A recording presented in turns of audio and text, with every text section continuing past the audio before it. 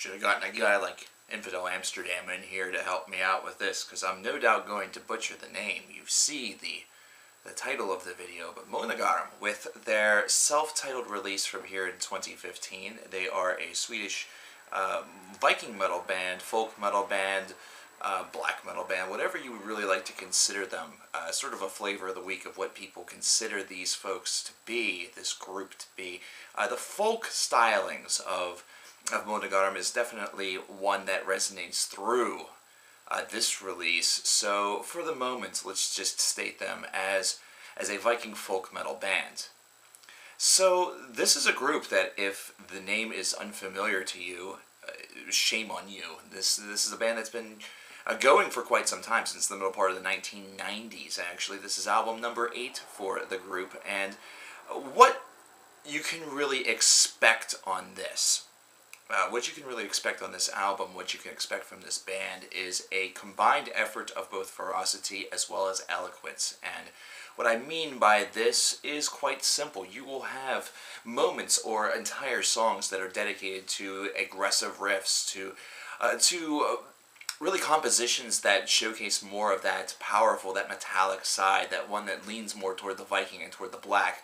Whereas on other songs, you will see a very melodic, very beautiful, almost old world style of folk metal that maybe will remind some individuals of some of the scenes from The Lord of the Rings, either that or any sort of Arthurian or feudal style shanty or ode that you hear in films of this variety. It's a very folk-oriented, very traditional-oriented sound, and it's one that certainly resonates with a high level of beauty. And this is amplified also a bit on this album, separated very largely by the lengths of the songs in a strange way. Typically speaking, if you see a track that has a shorter runtime, one that really poses itself within the 2 to 3 minute range, you're more than likely going to hear something that leans a little bit more toward the latter, that has a little bit more of that folk sound to it, that traditional and soft, beautiful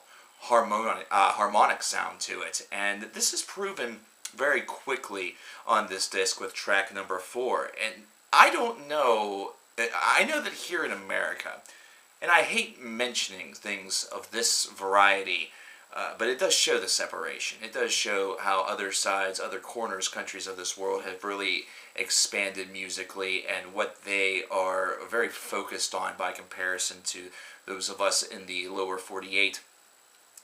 Songs like this would never make it to the radio, and people would not have interest for whatever reason, for a stupid reason, really. Whenever I listen to this, or other metalheads will listen to this and find beauty in this, find love in this, and find a great amount of power in the voice, the same power that we really turn to American pop stars for.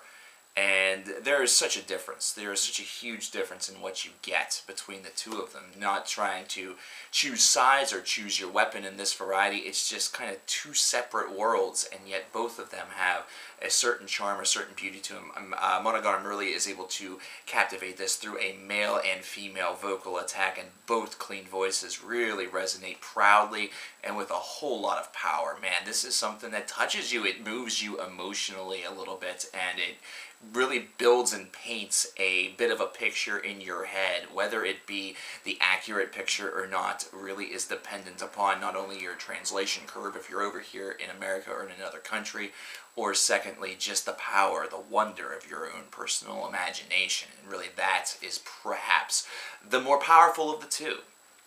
Odin Owns Ye All is a track that I know a few people would just love, and if you're a fan of Amon Amarth, there's no reason why you shouldn't enjoy a track such as this. If you're a fan of Amon Amarth, there's no reason why you shouldn't scope out a band like this. Not because they have so many direct similarities, because in reality they don't, but because this really evokes the same concept of mythology and mythos that certainly bonds the two together in a very loose-based fashion. Now, this is an album that whenever the song lengths are a bit a bit more lengthy, a bit more long, not to sound redundant, is where you're going to hear a little bit more of a combined effort, either that or you're going to hear a little bit more of that aggressive Viking / black metal side or corner with folk interlopings within the middle of it. The very opening track on this album spans nearly 8 minutes, which makes it the longest cut on the album, and certainly one that sets you up for a grand, majestic journey. It's one that definitely shows that this is a band that also has many of the same characteristics that you would see in bands of this variety, making them a very keynote fit. So they don't distance themselves or necessarily separate themselves too much by delving into the softer folk harmonies. It is instead one that boosts their sound by giving them a dual attack. Now, this is a 12-track album that comes in at a little less than an hour long. And it's a very smooth listen. It's one that is easily completed and flows exquisitely.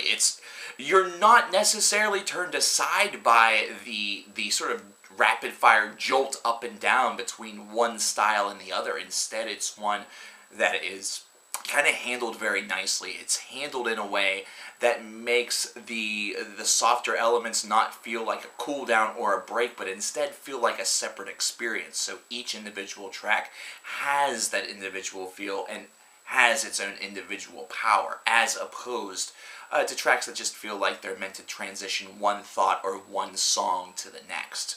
And that's a powerful thing. That's something that you need in a disc of this variety. You need to have everything feel just as magnificent, just as gorgeous, or just as important as the previous. There are a couple tracks on here that just really seem to thrash out a little bit in that folk / Viking metal variety. You're going to hear some rhythms that may carry some similarities along the ride, but it's an experience that overall is just so it's so enjoyable that you don't really mind. If you consider some of the other bands of the folk variety that have a lot of acclaim, such as the coverkillernation and Viking of the world, just to name a pair, this is a band that feels like they should sort of be right among that hallowed company, considering they are doing something that has a similar flavor to it. However, they might just be a little too unique for the mainstream. Overall, this album, with its smooth listen and its variety, makes for a kind of a surprise. This is definitely a disc that came off as sort of a, get to it if you can, but then after listening to it, immediately sort of shouts from the heavens, you should pay attention to me. We have some power. We have a lot of charm. We're a damn good band, and we've been going at it for a damn long time. So, Mศ์NEGARM, 85 out of 100 for this self-titled disc. It's a magical work. It's one that will capture your heart and capture your imagination as well. But I want to know your thoughts. I want to know your feelings on the matter. This was not on my itinerary. It made itself a part of my itinerary. And for that, I'm very thankful. What did you guys think about the self-titled album here from Mศ์NEGARM? Once again, Infidel Amsterdam, if you're out there and you're watching this video and I fucked the fuck out of this pronunciation, don't kill me, castrate me, or offer my firstborn children whenever that happens to the gods. And I know I just said firstborn children. Maybe I'll have twins. Probably not. Oy. Let me know what you think about this album. Tell me in the comments below, and leave me some suggestions of what you would like to see next. Remember, we have a big stream coming up Tuesday, the 24th of November. It is a Patreon stream that has a bit of a fundraising element to it. We are going to be debuting the underground music stream, so you're definitely going to want to be a part of that. There's links below on how you can get to the Twitch page and how you can check out the Patreon page to see the other things that we're hoping to really bring to coverkillernation. So if you do choose to donate over to the Patreon stream, thank you so very much. I love each and every one of you. This is just a way for us to get more and more content out and bring this experience to everybody's doorsteps. But for now, I'm coverkillernation, and I will see you guys next time. Thanks.